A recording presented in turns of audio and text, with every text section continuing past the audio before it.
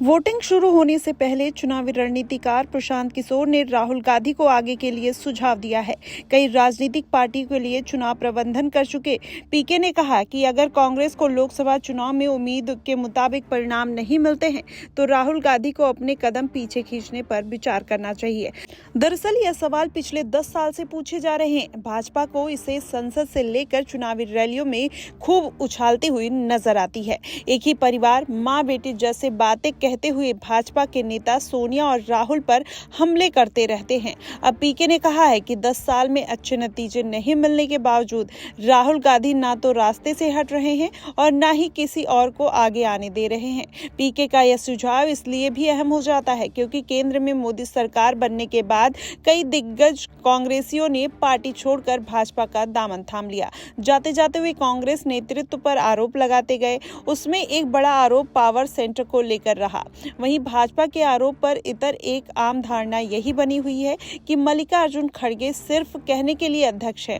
फैसले गांधी परिवार की ओर से ही लिए जाते हैं।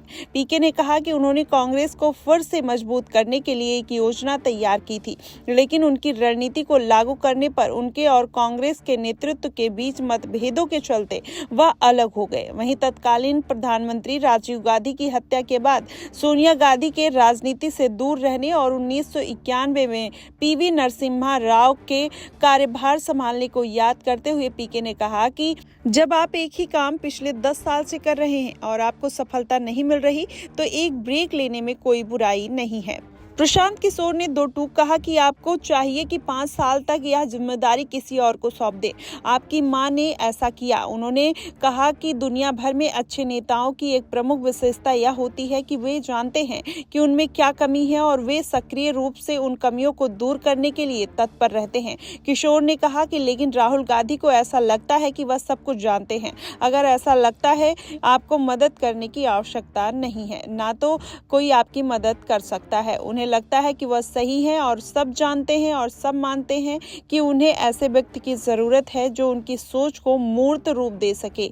यह संभव ही नहीं है। पीके की तरह कांग्रेस पार्टियों ने भी अंदर खाने इसी तरीके की राय बनती हुई नजर आ रही है। वहीं जगदम्बिका पाल से लेकर हाल में संजय निरुपम और गौरव वल्लभ की विदाई ने पार्टी को कमजोर कर दिया है और इसकी पड़ताल कर वजह से पहुंचने की कोशिश भी नहीं की गई या तो कोई इलाज भी नहीं किया गया। वहीं 2019 के चुनाव में पार्टी की हार के बाद कांग्रेस अध्यक्ष पद से राहुल गांधी ने इस्तीफा दे दिया था। पीके ने कहा कि वायनाड के सांसद ने तब लिखा था कि वह पीछे हट जाएंगे और किसी और को दायित्व सौंपेंगे। हालांकि असलियत यह है कि उन्होंने जो लिखा था उसके उलट वो काम करते हुए नजर आ रहे हैं।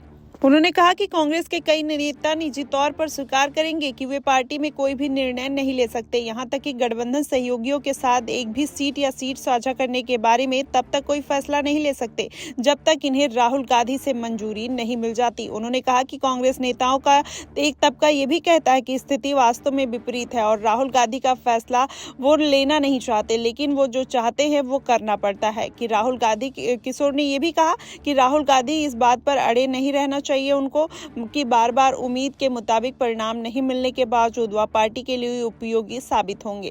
वहीं प्रशांत किशोर ने कांग्रेस के पूर्व अध्यक्ष के उस दावे पर सवाल किया कि उनकी पार्टी को चुनाव में असफलताओं का सामना इसलिए करना पड़ रहा है क्योंकि निर्वाचन आयोग, न्यायपालिका और मीडिया जैसी संस्थाओं को सरकार अपने प्रभाव में ले रही है। उन्होंने कहा कि यह आंशिक रूप से सच हो सकता है लेकिन पूरा सच नहीं है। किशोर ने कहा कि 2014 में चुनाव में कांग्रेस की सीटों की संख्या 206 से घटकर 44 हो गई थी और उस वक्त वह सत्ता में थी और भाजपा का विभिन्न संस्थानों पर बहुत कम प्रभाव था। किशोर ने इस बात पर भी जोर दिया कि मुख्य विपक्षी दल ने कामकाज में कई खामियां हैं और उसे अपनी सफलता के लिए इन खामियों को दूर करना जरूरी है। कांग्रेस के पतन की कगार पर होने के दावे पर जो किए जा रहे हैं, इस पर प्रशांत किशोर ने कहा कि ऐसा कहने वाले लोग देश की राजनीति को नहीं समझते हैं कि किस तरीके के दावे में दम है या नहीं। किशोर ने कहा कि कांग्रेस को केवल एक पार्टी के रूप में नहीं देखा जाना चाहिए। देश में इसके वजूद को कभी खत्म नहीं किया जा सकता, यह संभव ही नहीं है। कांग्रेस ने अपने इतिहास में